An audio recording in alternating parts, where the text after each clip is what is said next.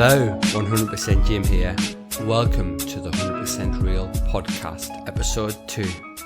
I had some positive feedback on my last podcast from a few of my mates. Some of them were thought was a little bit negative, but I don't know. I just press record and talk. Really, that's all I do. But today we're going to be discussing a theory about how the world is linked more closely to the film Avatar than you might originally have thought, because there's this thing, you probably aren't aware of it unless you're connected, but there's a thing called the World Wide Wud. Now, this isn't an international network of male porn stars. This is how can I explain it? It's to do with trees and symbiotic relationships. But before we begin that, I will tell you my relationship with trees since my early childhood, and a couple of, what I think are quite funny stories. So we'll do that. And then we'll have the little the Wild West break. That's my new thing I'm doing. I'm doing a little sort of like a middle break, because I'm hoping that soon. Now, one thing I forgot to tell you as well. That's the first train that's gone past during the podcast. There'll be many trains, so if you want to count the trains in the podcast, please feel free. I'll be going off in a flow, so I won't be able to keep a count on them. But yeah, you can put it in the comments below how many trains you hear. I make no apology, and that's my phone. I better put it on silent while I'm making this podcast. I've been on park run today. Yeah, so I won't make any apologies for the amount of trains that go past, because I live near a train line. It's really hot today, so I've had to open the window. So yeah, if you want to count the trees or something, trees? There are trees in the podcast. If you want to count the trains, there goes another one. Put them in the comments below, and we'll see who gets them right in the end. Anyway, where was I? Yes, my relationship with trees. As a very young child, I've always loved climbing trees. I even get tempted to climb as an adult, but it's some sort of societal barrier that stops me. I don't know why. Maybe I should start climbing trees again. But anyway, trees. Where I used to live in Hartlepool, there was a tree. I used to climb, but it was near the main road. It was just down the dip of where I did, like a bit of grass that dipped down onto the main road, but there was this lone tree, and it's still there now. It looks so small now, but as a young child, that tree was, because I've grown, you see, it's probably so as a tree, but it just seems smaller to me, because when I was a child I used to climb this tree, and I almost died. I almost died one day, and I don't know how I managed to do it, but I've got this distinct memory. I was climbing the tree, and I didn't realise about weight and strength of branches like I probably do now. But when I was climbing the tree, I was getting higher and higher in this tree, and as I was using my arms to hold onto the branches, as I was getting higher, as you know, the branches get thinner and thinner in the tree, and I kind of like grabbed all of the tree. I was hanging by one arm, and I was just about to move my foot onto the next branch and move my hand to the next branch, but the branch snapped when I was pulling myself up on it, and all I can remember is falling, and in a split second the branch I was stood on, I don't know, it might have been a branch below that. All I can remember is before I hit the floor, I just put my arms out, there's another train, and grabbed this branch, stopped myself from falling, and I know I haven't even got the reactions now to do that.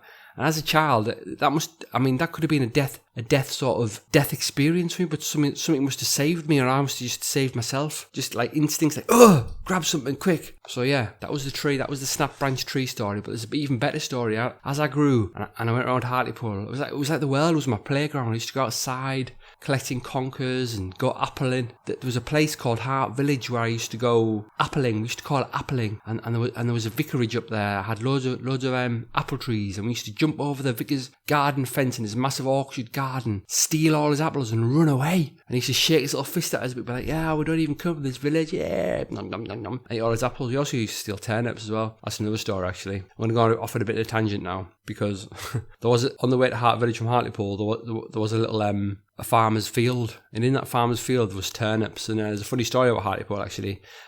Please let me know if this relates to you, but I know Halloween now was kind of like, the Americans have always used pumpkins to carve their like jack-o'-lanterns or whatever you call them in the UK. But in Hartlepool, pumpkins, when I was a kid in the 80s, wherever it was, there was no such thing as pumpkins. We didn't know what pumpkins were. This was still the era of white dog poo, and there was a story behind white dog poo, by the way. It was something to do with the amount of peat they were allowed to put in dog food or something. And then when we joined the European Union, we had to stop using it or something like that. So maybe if we leave the EU, white dog poo might come back. You never know. But I've completely lost my train of thought now again, like I always do. Yes. So trees. So anyway, pumpkins. Yeah, so Halloween, we used to carve turnips instead of pumpkins because we didn't know what pumpkins were in Hartlepool. So we were like literally carving pumpkins, and as a teenager, like the older kids used to go around what they used to call pumpkin bashing, and all the little kids, all the mothers would make the little kids little not pumpkin bashing, turnip bashing. So all the little kids would have bits of string attached to like little holes in the side of turnips that were like carved in scary little faces all lit up with a little candle inside, and all the kids used to go around kicking fuck out of these pumpkins. Not the kids, they just like steal a turnip and literally drop kick the turnip into the stratosphere and stamp on it, and all the little kids used to cry and go home to the mothers. But the teenage kids or the like older kids just found that absolutely hilarious thing to do in Hartlepool. Anyway. Back to trees now. And anyway, as I got to sort of like an older sort of kid, I thought, I need a more challenge. I can't just climb one tree. So anyway, there's this place in Hartlepool near where I used to live it was called the 10 Trees, and it was some sort of like, it was a challenge. It was like a tree climbing challenge. What it was, there were 10 trees, and there was a path going down a hill, and on the left hand side of the path there was a row of houses, and on the right hand side of the path there were 10 trees in sort of like some shrubbery, but the trees were kind of like lining it going down the path. Anyway, these trees were so close to each other, well the first few were anyway, that you could actually climb the first tree and without touching the floor you could get to the second tree or the third, because the branches were so close you could literally go from one to the other. So what we used to do, me and my mates used to say, right, let's have a competition. Who can get, how far can you get on the 10 trees? So I'd climb the first tree, get to the second one, but the problem was, as it went from tree number 1 to tree number 10, the trees, I don't know why this was made, but they got further and further away from each other. So as you get to halfway through the 10 trees, you'd literally, the trees wouldn't, the branches wouldn't be intersecting anymore. They'd be like close. And then as you get to like 7 or 8, there'd be like a little gap and you'd have to jump and think, and then I think it was like the 8th and the 9th tree were like, you had to like leap from one tree to the other, and the 10th tree was pretty much like a 6-foot jump, like gap to try and get to, and no one ever did the 10th tree. But yeah, it was one of those things. Somebody did do the 10th tree, but he's not dead, but he's in a wheelchair. He was called Terence, but we call him 10 Tree Terence. Can't speak. We call him 10 Tree Terence now. Oh God, there's a story behind why I can't speak properly. I'll have to tell you that on the next podcast though. I got hit on the head by a gypsy with a tomahawk, but we'll save that for episode 3. 10 Tree Terence. Yeah, and he's like, I'm the only one who's ever done 10 trees. He didn't actually do 10 trees, really. Because what he did, he just jumped out of the 9th tree, missed the last tree, and like plummeted to the floor, broke his legs and half his back, and that's why he's in a wheelchair. Yeah, 10 Tree Terence. So yeah, he's cutting around Hartlepool somewhere. In fact, I've lost track of like literally all my friends in Hartlepool apart from one. So, as far as I know, could be like pushing up the daisies. Hopefully not 10 Tree Terence. Hoping you're having loving your life still. And you never know, you could be walking by now. I don't know. I doubt it. Like anyway, so that's my story. That's my story about 10 Tree Terence and the 10 trees. So yeah, all the kids used to go around saying, how many trees can you do in the 10 trees? I think I was like 7. Like other people were like, I can only do 4, you lucky bastard. Stuff like that, you know what I mean? Yeah, good memories. Anyway, it's time for the Western break now. The reason I call it the Western break is because, well, basically, it's a little break where I play a musical instrument, but it's a musical instrument that's part of my body. So I taught myself, there was a guy called Marlon Jeffries. Hi Marlon, if you're listening. God, I've literally he could be anywhere in the world now. You know what I mean? I think he was quite smart as a kid anyway. But he was in my year at school, and I was really jealous of him because he could do his thing with his hands where he puts his hands together. There's a lot of people who can do it, but people keep it on the down low for some reason. But basically, you can turn your hands into a musical instrument, like a woodwind hand instrument. But some of you probably know where I'm going with this because you can probably do it yourself. But I don't know the percentages. I think it's only like 20% of the human race can do this. Well, I have actually got another thing I can do, but I've never seen anyone else in my life do it. But I think it's an ancient practice, what I can do. But it's a more visual thing, where it's where I can basically lick my brain. Can't even laugh at myself there. It's not really licking your brain. It's kind of like it's pretty dangerous, really. But you put your tongue up at like the roof of your mouth, and like you can put your tongue in your nasal cavity. But anyway, it's time for the Western break now. I could call it the bird break. I'll tell you what, I'll do the bird and / Western break this time. But yeah, so if you do hear an advert, because YouTube do sometimes like to put adverts in. So you might hear my Western sort of bird break, or you might hear an advert. So I could hear both if you're lucky. Anyway, let's go.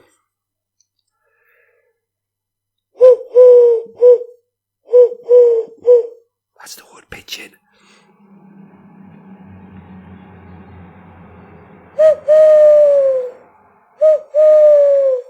That's the owl.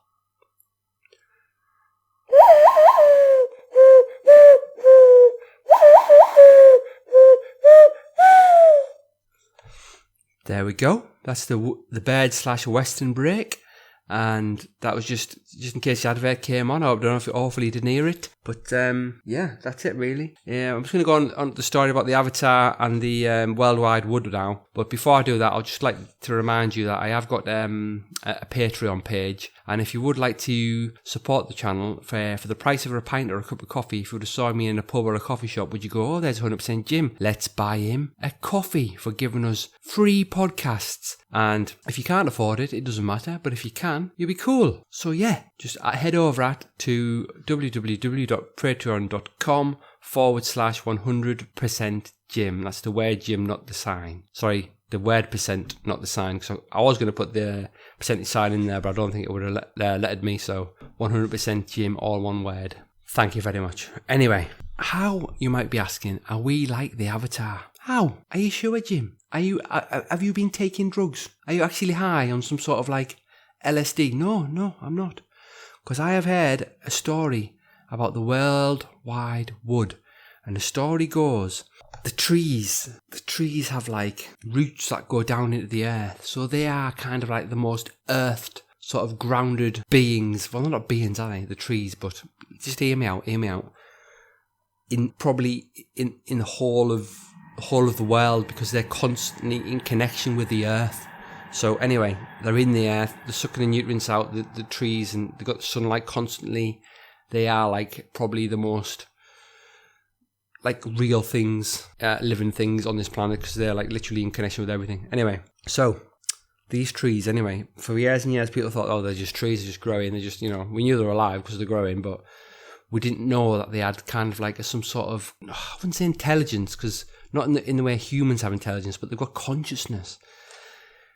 And these, because what happens is, now there's a thing, you can Google this, it's called the worldwide wood. And what happens is, what scientists have discovered is that their roots go down, and the nutrients that they collect from the earth and the sunlight and everything else like that. Now, say if there's a tree in the shade, they can send nutrients through the ground, through their roots, and then probably like 10 miles away to a tree. You might think, Jim, how are they going to send that when the roots don't go 10 miles?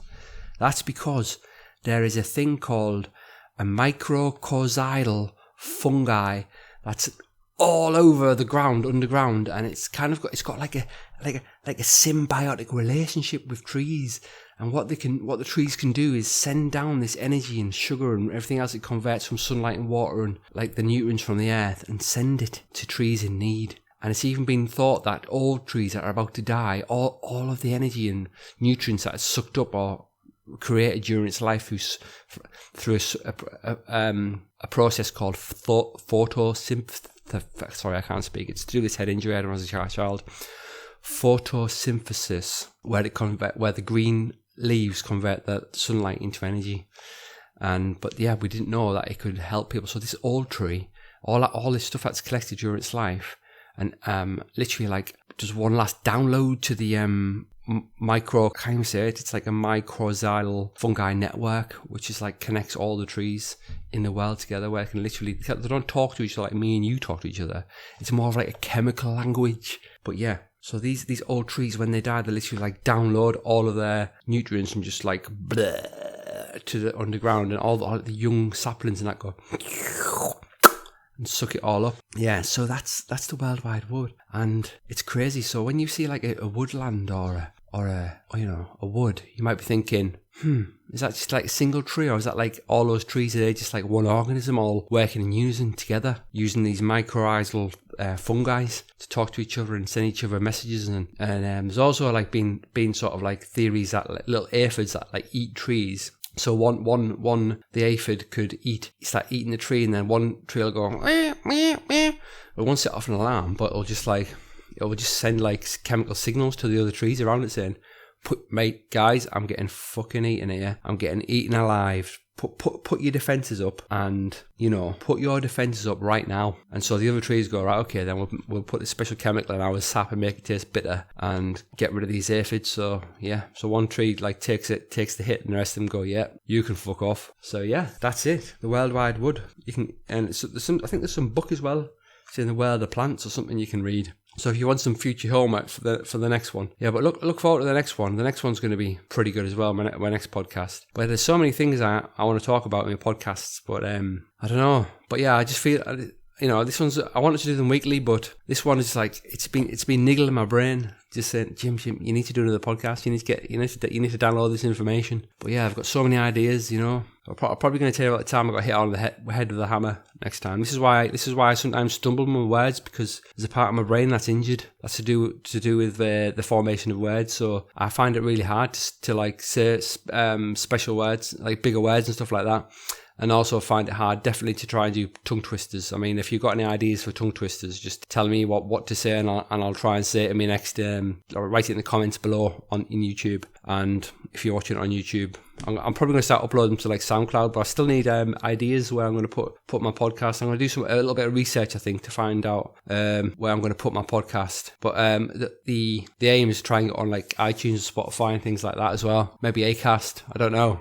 That's probably going to be the last train for the podcast, so I haven't got a clue how many have gone past. Just don't forget to write in the comments if you have been keeping count, or unless you've just forgotten, listen again. Or you might get too spellbound by my words. Anyway, I'd like to thank you very much for listening. This podcast is impossible without you listeners, because I'd pretty much be talking to myself, wouldn't I? Well, I am really, until I upload it. So anyway, thanks again for watching. I do appreciate it. Stay safe, be good, meditate, take deep breaths.